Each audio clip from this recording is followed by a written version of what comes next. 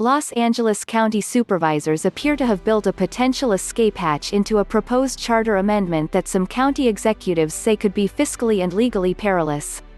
But that doesn't seem to be assuaging its critics. Sheriff Alex Villanueva and Supervisor Kathryn Barger are likely to sound off on the amendment on Tuesday, as the board considers a first draft of the amendment that is likely to go to voters in November. Both are opposed to it.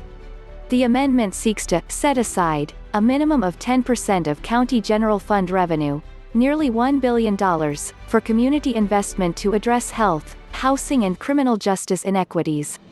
It has sparked intense pushback from law enforcement interests, who say its clause prohibiting that set aside money from going to the sheriff's department or the district attorney's office is essentially defunding the police.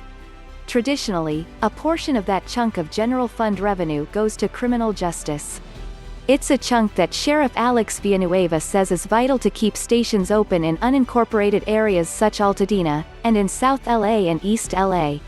But independent of the sheriff's interests, the county's CEO, Sachi Hamai, expressed concern at the board's July 21 meeting, that setting aside such a robust pot of funding for the specific purpose of community investment was worrisome at such a challenging economic moment for the county. Maximum flexibility should be our preferred option, she said. County Counsel Mary Wickham also expressed concern over whether the ordinance could withstand legal scrutiny. Wickham's report back to the board noted that the amendment allows the board, by a 4/5 vote, to reduce the set-aside in the event of a fiscal emergency that threatens the county's ability to fund mandated programs. An escape hatch? Maybe. It might have spoken to the concern expressed by many, including Board Chair Kathryn Barger, that the amendment was being pushed through too fast. This has not been well thought out. It's not been vetted, she said last week, just before her 4 colleagues voted to proceed with a drafting of the amendment. I'm very frustrated in the way it came to be. But on Monday, Barger didn't seem to be feeling any better about it.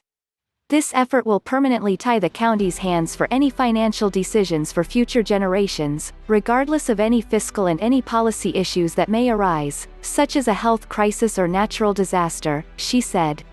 The proposed charter amendment will prevent any meaningful dialogue for policy deliberation for years to come. Ellipsis. LA County should not have to choose between public safety and social services. As it stands, the amendment, which so far has gotten a warmer reception from Barger's 4 colleagues on the dais, has begun the process that appears likely to result in a measure on the November 3 ballot in L County,